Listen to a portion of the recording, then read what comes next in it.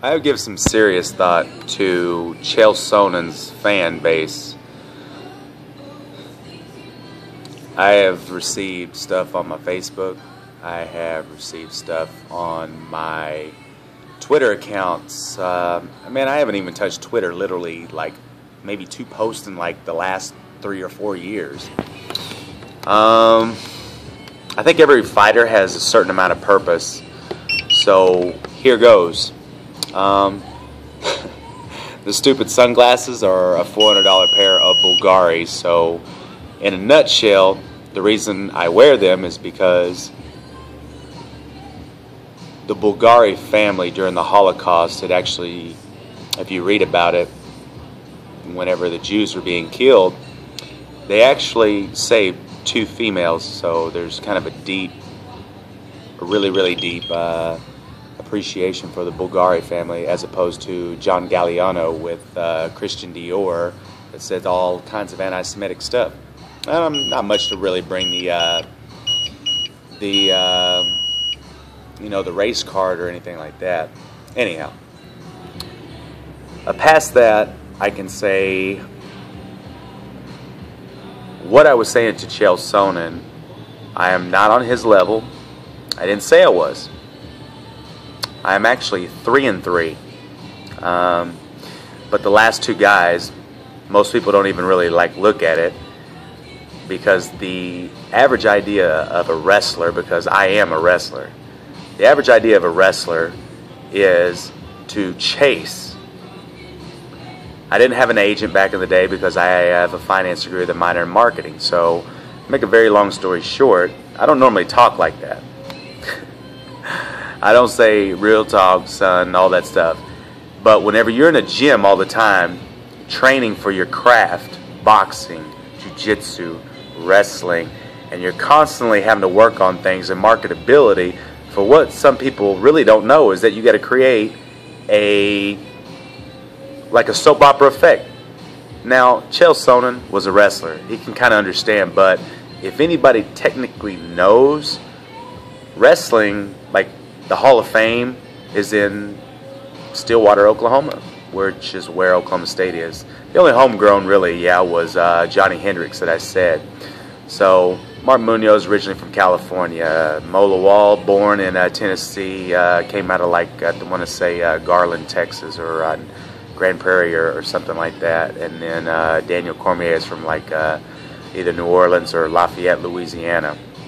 But I know that whenever the tornadoes happened recently, back in April, I can tell you every last one of those guys actually gave a lot of money back to the state of Oklahoma to help, for the repair, because there's a special thing that goes and happens in Oklahoma. That goes with all the athletes. I'm talking about, I watch people all day long with Blake Griffin jerseys.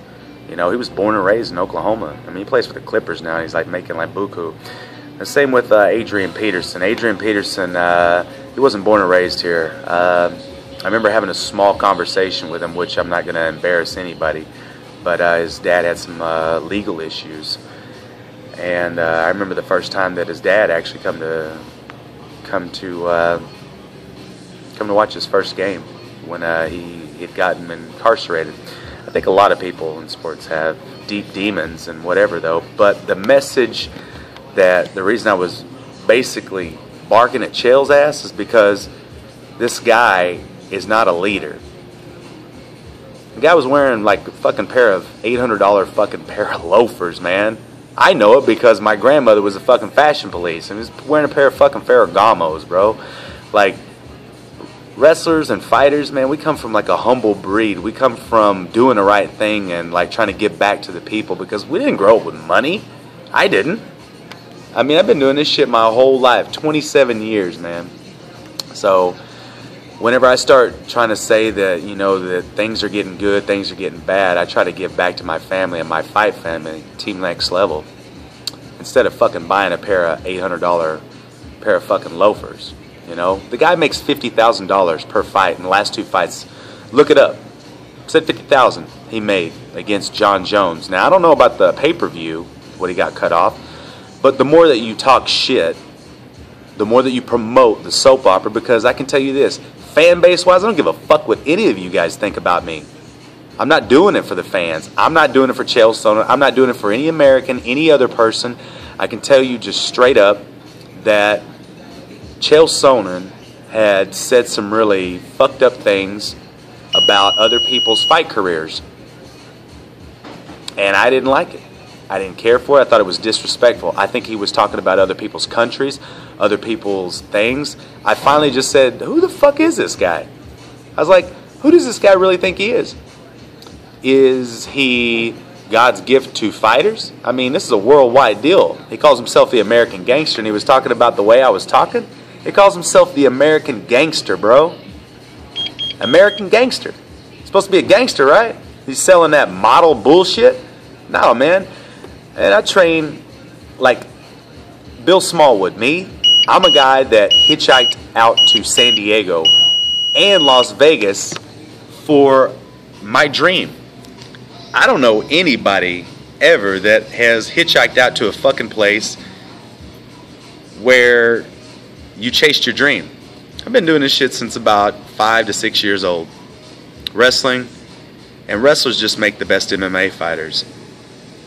CB Dalloway in 2007 went to the Ultimate Fighter Finals and lost to Amir Sadallah.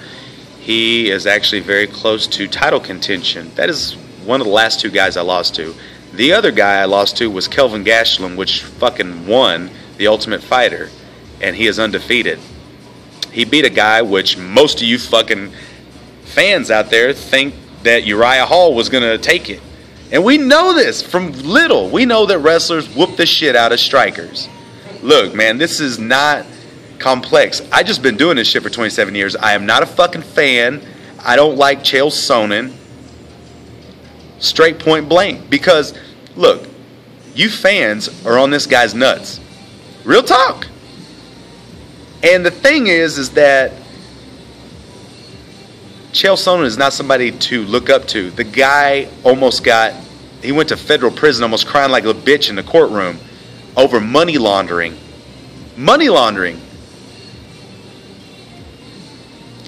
And it's a psychological thing with wrestlers and fighters, though. If you haven't had your fucking hand raised in like almost 2 years, yes, he has fought some really good people, though. Some guys that I would be honored to fight, but they don't fucking open up their mouth for attacks like Chael Sonnen does. The guy talks shit all day long. And honestly, just like how Dana said against Anderson Silva, sooner or later, 38 years old is going to show up on Anderson Silva. Just like 36 years old, it's going to show up on Chael Sonnen.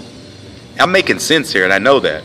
So with a guy with a finance degree, I can just tell you, working a normal job is just my backup plan in life. I want to be able to be a leader. And for somebody to look up, have I had bad things happen in my life? Absolutely. But I don't continue to talk shit about people's careers day in and day out and destroy and tear other people down so I can make myself look good. I can just simply say this. You know what? He's a grown-ass man. He said some things that were just completely disrespectful and about other people's countries. That's not right. Me, I'm a guy that grew up in 2 convenience stores and 1 stoplight.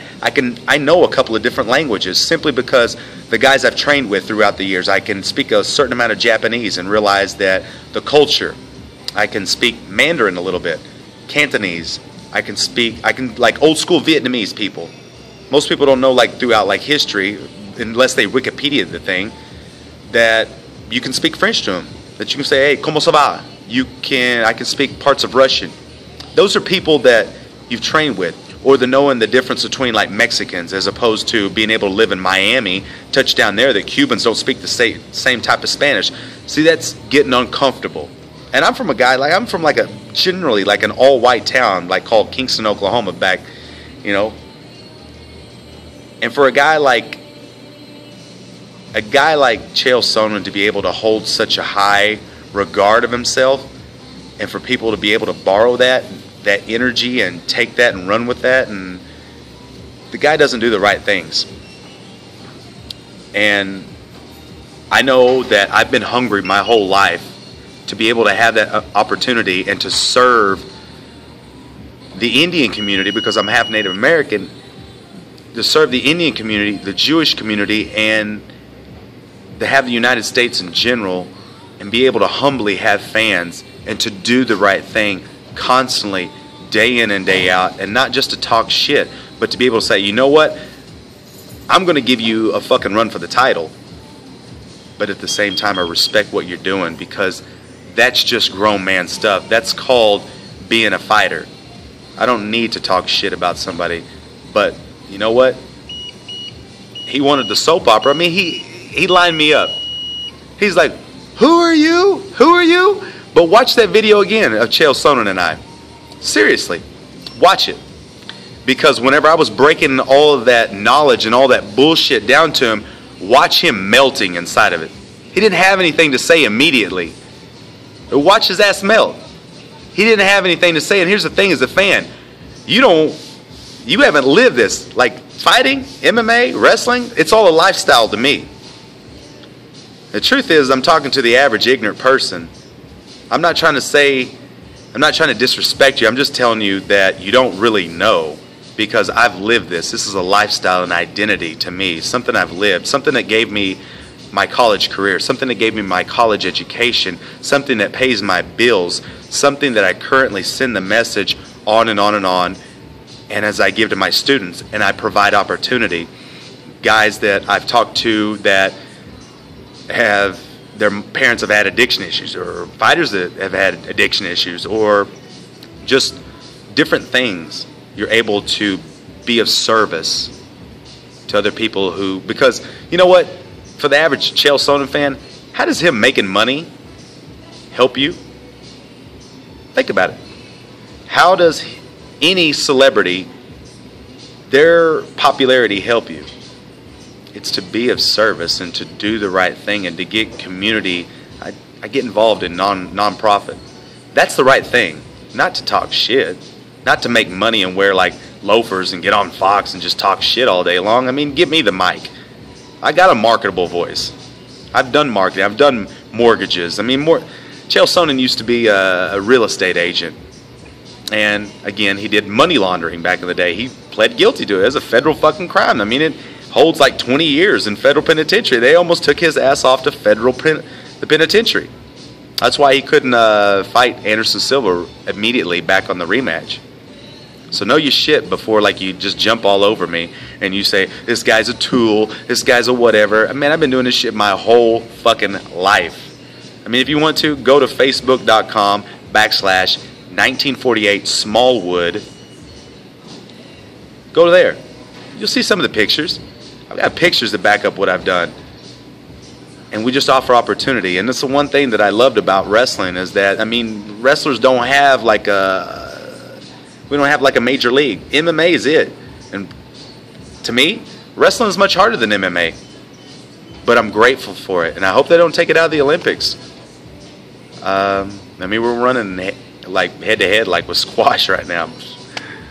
But seriously, it afforded me to be able to get out of a place that, I don't want to say held any opportunity, but I'm grateful for where I'm from in Kingston and Madill, Oklahoma. But it offered a guy like me a chance.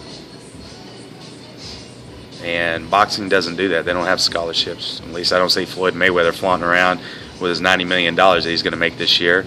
You know, the highest paid athlete in the world. I don't see him like, I don't see the Floyd Mayweather scholarship. I don't see, and even these guys fucking talk shit in my gym and like other gyms and whatever. They're like, yeah, dog, yeah, dog. I'm like, man, y'all better miss it with that bullshit, because Floyd Mayweather is not looking out for the best interest of boxing.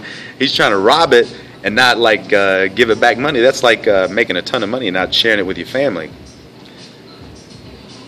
But that's not the right thing to do. And you get guys in Muay Thai. I love the fact that it's like a culture. I like the fact that it's a culture. And I love the people that do it, but it just, if you were being serious about anything at all, the organizations make a little bit of money because they have to actually ask the casinos to buy the card.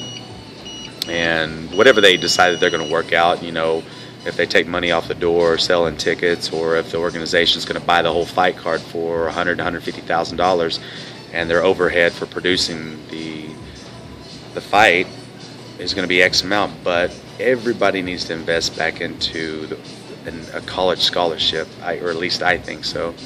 because if the belt doesn't work for you and the sponsorships, because there's not very many, as I always try to say, there's not very many stakes. There's one stake for like 12 dogs on a fight card. And who's going to be the superstar? The marketable superstar. Because it's about selling tickets too, being a pro fighter. And it's also about actually fighting. But you got to sell tickets. It's a balance. It's hard though. It's very, very hard though. So for those of you out there that take the time to actually listen to this like little interview, because I'm training for a fight for C3 Fights coming up August 2nd at First Council Casino in Newkirk, Oklahoma. The one thing is that I have a really good mentor, and Dr. Ron Tripp. In all honesty, I mean, I don't feel like he's much like a business partner, but a lot like the father I never had, because he's able to clean up images, because a lot of MMA fighters do make a lot of money and they'll go blow, you know, tons of money on stuff and never have anything left over. And they'll have all this ego built up, they'll have all this fame around them with nothing to really ever give back or have anything, and they've had it for 3 years and it's all gone. They had a Maybach, they had diamonds, they had all this shit, and they had all the girls and they had all the alcohol and whatever, man. My deal is just to carry a message and to be of service every day and to be humble. I mean, I'm the real deal. I'll get in the trenches with you. I will go to hell with you.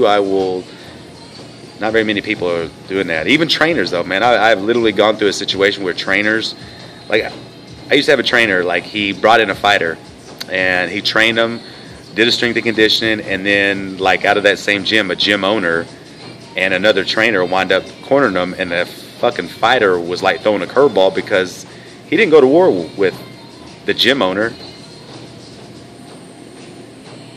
He didn't even go to war. Fighters are a lot like dogs. You got to train yourself to hear that one voice and commands. So whenever you're in a cage or you're in a ring with somebody, you're like, all right, jab, move, get off that, come on, move, parry that, come on, move off, take a shot, work off the cage, work off the cage, work off the cage. Those are commands. You got to be able to hone somebody's voice to your ear. Now, if you've been in the trenches like this particular one trainer was, and then you throw the fighter a loop where the gym owner and the other trainer, some other different trainer, of course he's gonna be shocked. He's not gonna listen to you. He's gonna start panicking. People do that because they're worried about their ego. They're worried about how they look. People do fucked up shit like that all the time in the fight world. Or you get guys like Bob Arum, and you get guys like just different promoters. I mean, I've had a fucking promoter fuck me over for money before. Different like deals. They'll tell you the fight gets promoted, hypothetically speaking, at $1 million, all right? And they'll cut you a first check for $100,000. And they'll say, well, we're waiting on pay-per-view, or waiting on this, or we're waiting on that. And then they'll say, you'll keep waiting, 2 or 3 months will go by, people forget about the fight, and the newspapers and all that stuff, and then you're whining about your money. You're like, hey man, somebody still owes me $900,000. I mean, you can read it in Wikipedia under Mike Tyson, man, like Google him.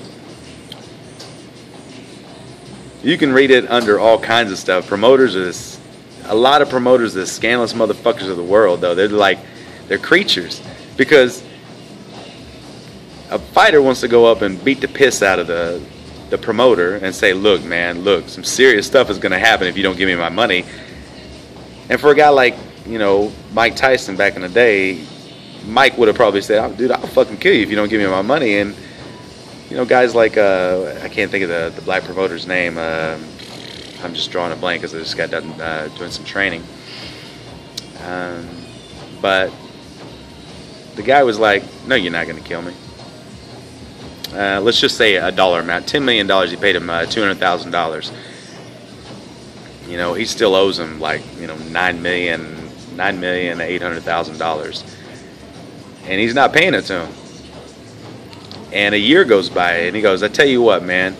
He goes, you're not gonna kill me, because number one, you're gonna be in prison for the rest of your life. Number two, then you won't get your money. Because you're not going to beat me up because you still won't get your money. He goes, I tell you what, I've already had a business manager assess the situation, and you can take me to court, and we know lawyers love money, so I'd say a good, probably 65% of this shit, the lawyers are just going to eat up in fees. So let's go ahead and take that into the equation. Okay. And then you're going to be 3 years without money. So you're renegotiating a contract right then and there as you renege. And that's just the fucking scumbag shit fight promoters do. You know? That's why a guy like Floyd Mayweather has like a goon squad, like a real true blue like gang goon squad though that's like packing heat. That's the shit that most fight promoters don't know, because like a fighter wants to be the realest person because he can't be his business manager, he can't be his promoter, he can't be running his whole marketing campaign, publicity, trying to fight, trying to learn on his boxing, trying to learn his Muay Thai, trying to learn his jiu-jitsu, trying to learn his wrestling. He can't learn all of that all at once, though, and most people don't know that, though, because it's a team, though. You got to be respectful of the team that holds you down and different things, though, and then you got to worry about a promoter like kind of screwing you over. You got to worry about different things, though. You got to worry about a number of things. 27 years, I know that stuff. The average Chael Sonnen fan does not know that. The average MMA fan don't know that. I live this, eat, sleep, and breathe it. You got to have a strong lawyer. You got to be able to have a strong team, an accountant. Everybody knows guys that file 1099s at the end of the year. I help guys with tax information to be able to save money, be able to, different things. These teammates, old teammates, enemies even, because you're dropping knowledge on people. And the thing is that the fighters, they're too scared to really say that, you know what, I really don't know shit. I know how to fight, but I really don't know shit about keeping money because my family's from the ghetto, I'm from the wrong side of the tracks, and I don't really want you to know that I'm stupid. But you know what? If you get in there and you bang with somebody and you're able to take them on a one-on-one, these are things that I do in the fight community. So before you fucking Chael Sonnen fans like get too fucking crazy, I love this sport way before you thought about ever being a fucking fan. Alright? So if you want to follow me, and I don't care if you want to hate me or you want to like me, I'm not here for that. But if you want to talk shit, so be it. But I'm a good man. So, and that's real talk. So, I don't know what more else you want me to do to be of service, though, but I'm a good person. So, there's for you Chael Sonnen fans, though. But you want to follow me in the future, good or bad, hey, Facebook.com/1948 Smallwood, Twitter.com/Billy_Smalls SMALLZ. Got a YouTube.com/MMA_Smalls SMALLZ. What else do I got? I think that's pretty much it. But that's not right, man. You don't just talk smack to somebody and whatever. I mean, I'm an actual fighter. I'm not a fan, and this is something that I just stay a student at every day. So this is also things that get back to your community to make it a little bit safer. So instead of I've trained gangster ass, I've trained a bank robber before, bro. I've trained a dude in the military before. I've trained a cop before. It's crazy because this is a sandbox that no other person could seriously exist in. So I got some interviews to do on NBC. I got a little bit more boxing training to do today, but again, August 2nd, C3 fight. So peace out, bro.